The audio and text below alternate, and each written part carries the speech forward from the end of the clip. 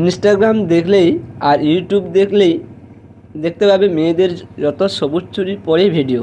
কিন্তু এরা কি জানে যে মহাদেব কেন পার্বতীকে সবুজ চুড়ি দিয়েছিল? তার একটা বিশেষ কারণ ছিল। কারণ পার্বতী 14খানা পুরুষকে প্রেম ভালোবাসা করেনি, সে একজনের সঙ্গে করেছিল। তার জন্য তার বিশেষ উপাদান দিয়েছিল মহাদেব।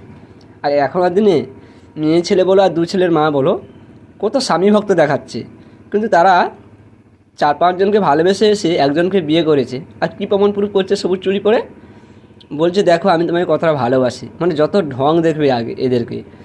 ভাই, তুই যাকে বিয়ে করেছিস না, তার আগে 4-5 জনের হাতে ও সবুজ চুড়ি পরেছিল, তারপর দেখাচ্ছে দেখো আমি তোমাকে কতটা ভালোবেসে সবুজ চুড়ি পরছি। কত লোক হাসাবে এরা সোশ্যাল মিডিয়া।